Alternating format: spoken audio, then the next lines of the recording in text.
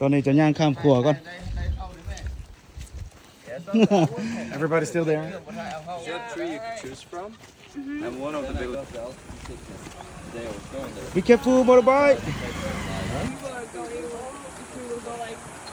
I feel like it's something you should.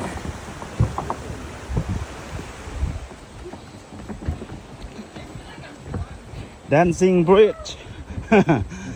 Dancing without music everyone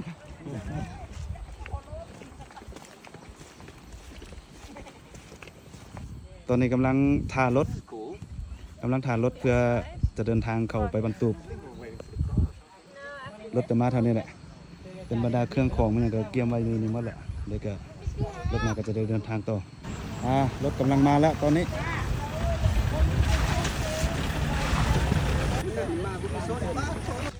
ลอกแล้วแม่นรถหั่นเดินนำมันขี่ใหญ่แล้วเพราะนั้นตอนนี้กำลังขึ้นรถไป Are you ready to go? Yeah ไปออกเดินทางได้ตอนนี้กำลังจะข้ามน้ำเนาะ Did you say? กำลังจะข้ามน้ำเรียบแคมน้ำนี่ไปทางเบื้องนั้น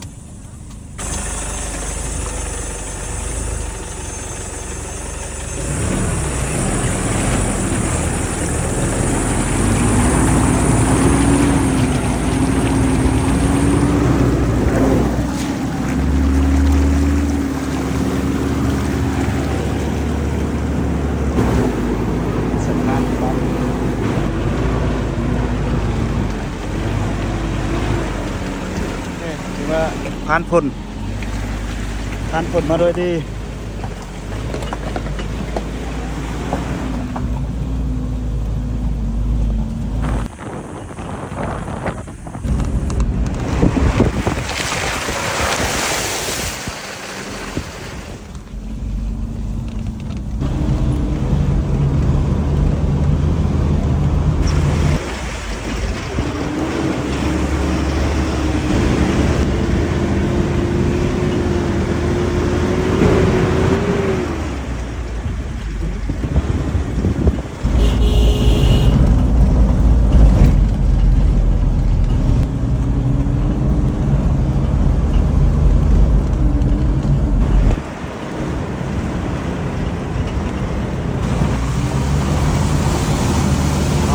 ไปตอนนี้ไปทางไม่บ่ได้จะขึ้นทางเก้าทางพี่เอาดีเลยโชเฟอร์เฮาโย่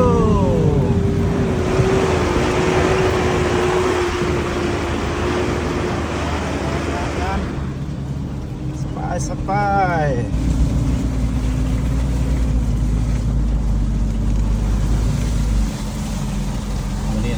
ไปรถตึกมันต้องเป็นคนทำให้